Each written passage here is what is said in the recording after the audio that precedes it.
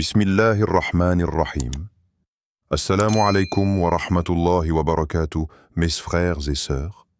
et à tous ceux qui nous rejoignent aujourd'hui, qu'ils soient musulmans ou non musulmans, bienvenue dans cet espace de lumière, de savoir et de fraternité. Que la paix, la miséricorde et les bénédictions d'Allah soient sur chacun d'entre vous. Chers frères et sœurs, bienvenue sur cette nouvelle vidéo consacrée à un sujet qui suscite énormément de questions, de confusions et parfois de vives tensions au sein de la Oumma, celui des prophéties coraniques concernant la Terre Sainte et le peuple d'Israël. C'est un thème que beaucoup abordent aujourd'hui avec passion, parfois avec colère, souvent avec une méconnaissance profonde des textes originaux.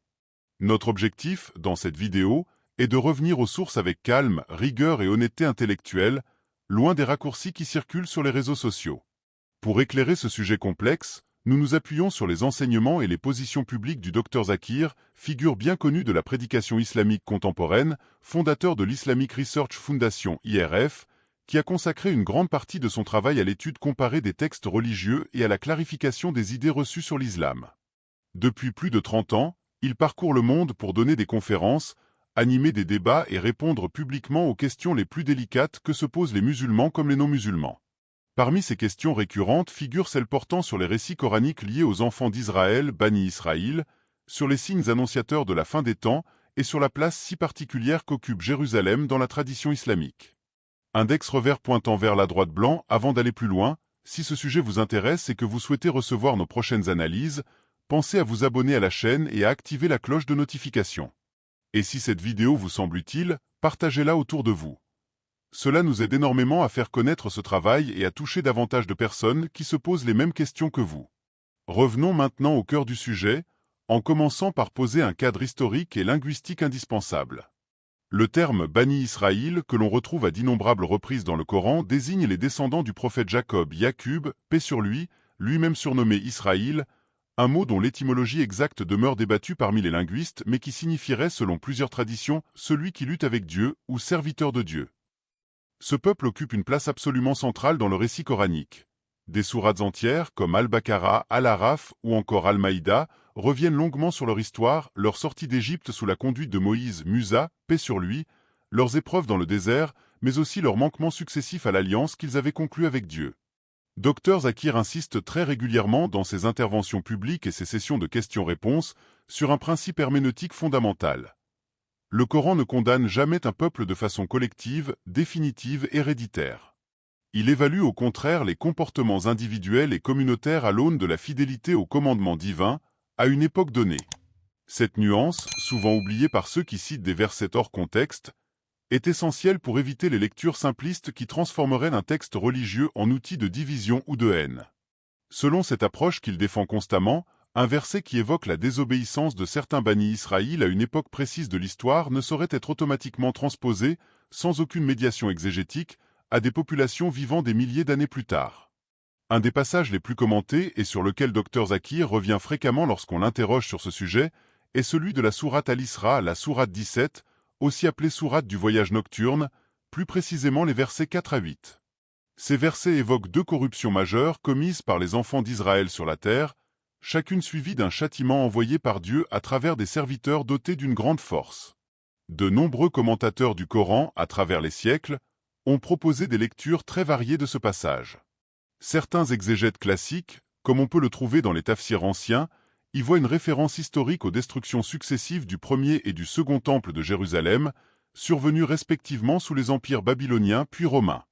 D'autres commentateurs, dont la lecture est généralement privilégiée par Dr Zakir dans ses explications publiques, l'interprètent de façon plus universelle. Il s'agirait avant tout d'un principe moral intemporel, valable pour toute nation quelle qu'elle soit qui s'écarterait durablement de la justice et de la droiture.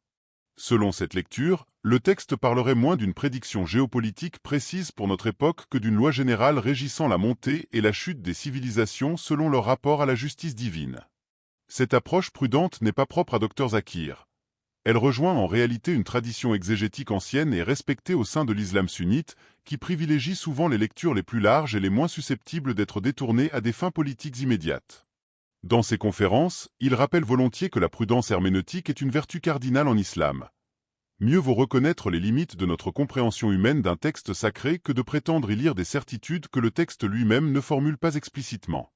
Un autre point récurrent dans les conférences de Dr Zakir concerne la mosquée Al-Aqsa, mentionnée dans le tout premier verset de la sourate Al-Isra, comme étant la destination du voyage nocturne du prophète Muhammad, paix et bénédiction sur lui, depuis la mosquée sacrée de la Mecque. Cette mosquée, située sur l'esplanade de Jérusalem, occupe une place spirituelle absolument considérable dans l'islam. Elle fut, dans les premières années de la prédication à Médine, la première qibla, c'est-à-dire la direction vers laquelle se tournaient les musulmans pour accomplir leurs prières, avant que celle-ci ne soit changée vers la Mecque, comme le rapporte la sourate Al-Baqarah. Elle est aujourd'hui considérée, dans la quasi-totalité des écoles de pensée sunnites et chiites, comme le troisième lieu saint de l'islam, après la Mecque et Médine. Dr Zakir rappelle très régulièrement dans ses interventions publiques que le respect et l'attachement des musulmans du monde entier à ce lieu ne relèvent absolument pas d'une revendication politique contemporaine, née des tensions du XXe siècle, mais d'un ancrage théologique et historique bien antérieur, remontant directement aux premières décennies de l'islam. Cet argument lui permet généralement de recadrer un débat souvent réduit dans les médias à sa seule dimension politique actuelle, en lui redonnant sa profondeur spirituelle et historique propre. Index revers pointant vers la droite blanc, petit rappel avant de continuer. N'hésitez pas à liker cette vidéo si elle vous apporte des éclaircissements, à laisser un commentaire pour nous dire ce que vous en pensez, et surtout à la partager avec vos proches qui s'interrogent eux aussi sur ces sujets. Votre soutien permet à ce travail de contenu éducatif de continuer à exister et à se développer.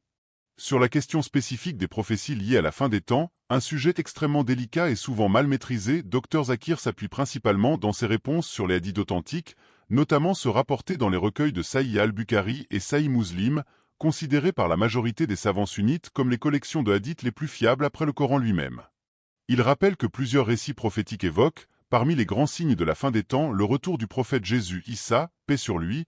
sa descente près d'un minaret blanc à l'est de la ville de Damas, ainsi que sa confrontation avec la figure du Dajjal, souvent traduit par l'antéchrist ou l'imposteur dans la tradition islamique.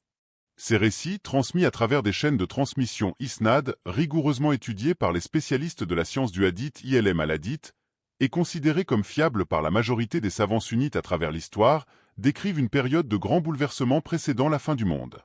Cette période serait marquée par des guerres d'une ampleur inédite, des famines, des renversements d'alliances entre nations et une confusion généralisée entre le vrai et le faux que plusieurs savants contemporains, dans le sillage de figures comme Dr Zakir, considèrent comme des traits particulièrement pertinents pour décrire certaines dynamiques du monde actuel, sans pour autant affirmer avec certitude que tel événement précis correspond à telle prophétie précise.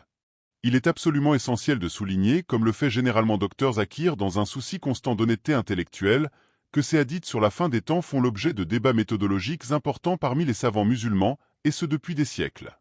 Certains hadiths sont classés comme authentiques sahih, par un consensus quasi unanime des spécialistes, d'autres comme faibles daïfs, voire sujets à controverse selon les écoles de pensée et les critères retenus par chaque savant du hadith. Zakir encourage systématiquement son audience, notamment lors de ses sessions de questions-réponses filmées et largement diffusées, à ne pas tirer de conclusions hâtives sur l'actualité géopolitique contemporaine à partir de ces textes, mais à les considérer avant tout comme des indications générales sur la nature cyclique de l'histoire humaine, où les épreuves et les rétablissements se succèdent selon la volonté divine, dans un calendrier connu de Dieu seul. Concernant la région du Levant, appelée Cham dans la terminologie islamique classique, plusieurs hadiths authentiques rapportent des paroles du prophète, paix sur lui, faisant l'éloge de cette terre bénie qui engloberait aujourd'hui, selon les découpages géographiques modernes, la Syrie, la Palestine, le Liban et la Jordanie.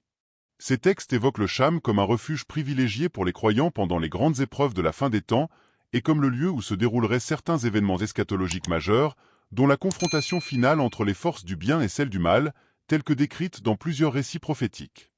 Dr Zakir, dans ses réponses aux questions du public sur ce sujet précis, prend toujours soin de rappeler que ces prophéties concernent avant tout une dimension spirituelle et une temporalité connue de Dieu seul ilm al-Ghaib,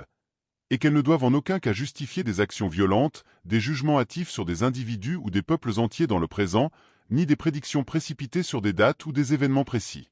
Cette mise en garde constante contre l'instrumentalisation politique des textes eschatologiques constitue l'un des fils conducteurs les plus cohérents de son discours public sur ce sujet, quelle que soit l'actualité du moment. Index revers pointant vers la droite blanc, si ce type de contenu vous parle, n'oubliez pas de vous abonner pour ne manquer aucune de nos prochaines vidéos, et partagez-la avec ceux qui pourraient être intéressés par une meilleure compréhension de ces sujets souvent mal expliqués sur les réseaux sociaux. Un point que Dr Zakir aborde également avec beaucoup de pédagogie et qui mérite d'être développé plus longuement ici, est la distinction fondamentale entre l'antisémitisme, condamné explicitement dans l'islam en tant que discrimination raciale ou religieuse contre un peuple, et la critique légitime de politiques ou d'actions historiques spécifiques menées par des États ou des gouvernements. Il rappelle, en s'appuyant sur le texte coranique, que la sourate Al-Maïda reconnaît explicitement la piété de certains Bani Israël et les invite à suivre fidèlement la Torah qui leur a été révélée par Dieu. Cette reconnaissance théologique explicite montre, selon l'analyse qu'il développe régulièrement, que le message coranique établit une nuance très claire entre le respect dû à une tradition religieuse ancienne et à ses adeptes sincères d'une part, et la condamnation de comportements injustes qui peuvent être commis par n'importe quel groupe humain, indépendamment de son origine ethnique ou religieuse, d'autre part. Cette distinction, Dr Zakir la développe souvent à l'aide d'exemples historiques tirés de la Sira, la biographie du prophète Mohammed.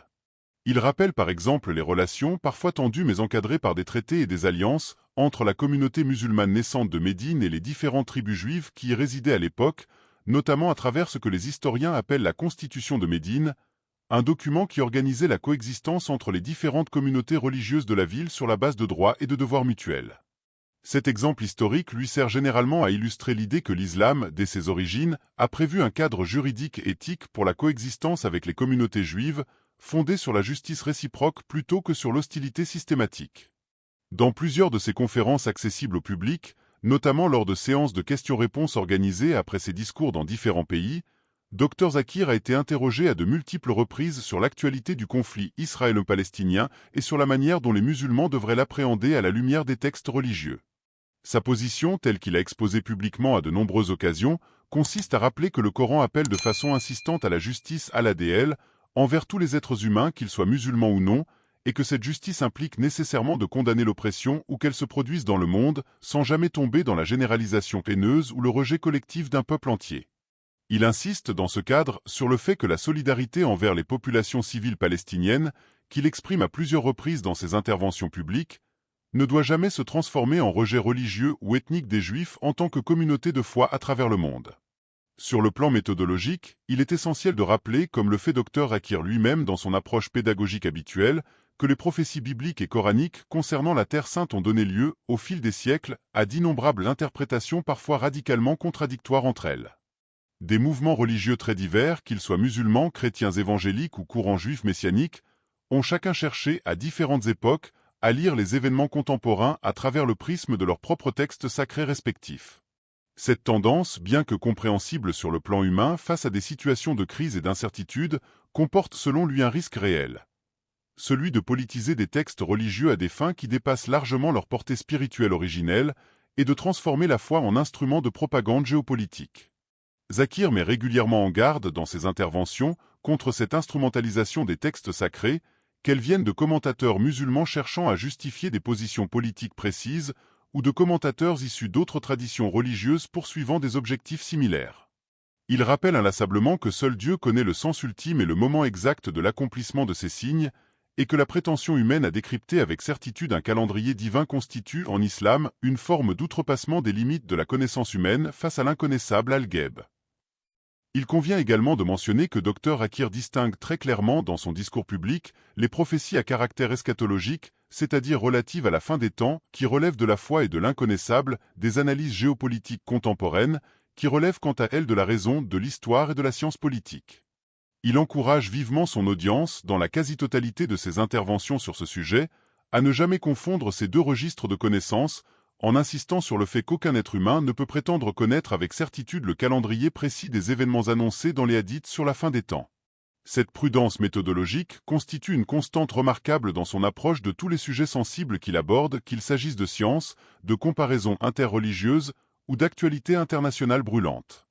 Il est également intéressant de noter que Dr Zakir, dans ses conférences comparatives entre les religions, aborde régulièrement la question des prophéties bibliques relatives au retour d'Israël sur sa terre ancestrale, telles qu'elles sont interprétées par certains courants chrétiens évangéliques, en particulier aux États-Unis.